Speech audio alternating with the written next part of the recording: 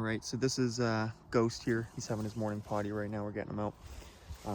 Ghost is here for boarding. He's going to be doing a bunch of boarding with us. The owner works up north, and he travels past us. We have a bit of a relationship through like hunting and stuff like that. So I agreed to take his dog in for boarding here because it just works out really well for him, and we can deal with these kinds of dogs. He's had some issues at other boarding facilities, given some of the staff a hard time and stuff.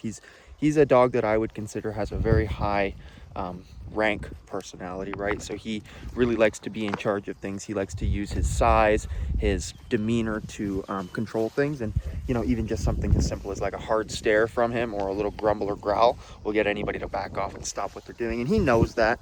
He knows that. He's not a soft dog in that regards.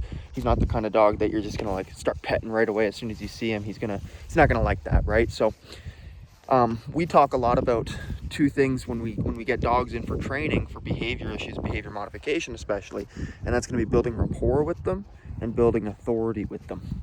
Building the rapport is usually what we focus on first. So typically we get a dog in for training and we're going to really focus on the first bit of time we have with that dog, just building a good relationship with them, doing things that they enjoy, just letting them be a dog. And hanging out with them and having some fun with them if we can, you know, if we can play with them, do some food chasing, even just moving around with them, getting out for hikes and stuff. These are all really, really important things to build rapport with a dog. The other step is going to be building authority, right? So authority comes from creating some control over the dog's behaviors, right? Whether it's, you know, enforcing obedience or stopping unwanted behaviors. These are all ways that we create authority with the dogs, right? Now, usually, with a lot of dogs, we're going to focus on the rapport building first and then the authority building second, especially when we're dealing with nervous dogs, dogs with any kind of like sensitive personalities like that. And even not nervous, just like dogs that are aggressive or something like that still might be a place that we focus on a lot of times. Is building that rapport first, you know, using a bite suit, having some fun with them, all these kinds of things. And then once we kind of build that rapport, once we have a good relationship, then we go into the authority. If you go to the authority too fast with a lot of dogs, you're going to suppress a lot of behaviors and they're just not going to be themselves. And you might get like sort of like a false positive with the trainer where they're just not doing anything because they're sort of afraid to be themselves. They don't have a good relationship with you and they don't want to be normal around you. So again, you got to be careful how you do that. Now, back to Ghost, because he's a bit of an exception to this rule. And there are dogs that are exceptions to this rule. What I mean by that is a dog like Ghost, to build rapport, you must build authority. Those two things are going to happen at the same time. They're not mutually exclusive of each other, right? And this is the case with all dogs, but it's especially prevalent with a dog like Ghost.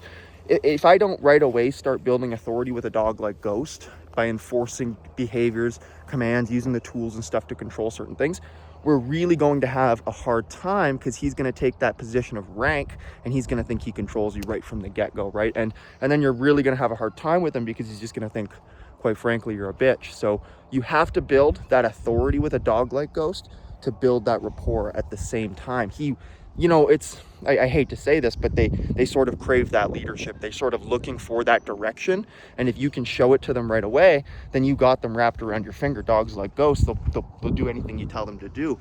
But you have to demonstrate that level of authority to build that rapport, to build that relationship. If I'm super soft with a dog like him and I'm just petting him and loving on him all the time, he's going to bite me. He's going to fuck me up. He's going to growl at me when I try to get his leash on him. When I try to tell him not to do something, he's going to say no and he's going to fuck you up, or he's going to do something that you're not going to be ready for. And he's going to catch you off guard with it because you think you have a good relationship with him, but you never built the authority that you need to truly control a dog like him. So, Ghost.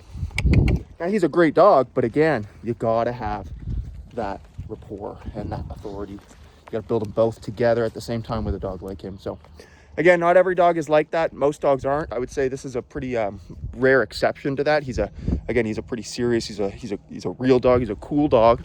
But those are things you got to be aware of when you're working with these dogs. I think it's where you see a lot of bite incidences and stuff in shelters, right? Is because they get these dogs that are actually pretty rank and they just treat them like all the other nervous shelter dogs that they have, and it's not a good thing. It's a bad idea, right? So again, just kind of pointing out some different traits in different dogs and the ways that we kind of handle them, and hopefully that makes sense. And yeah, thanks for watching.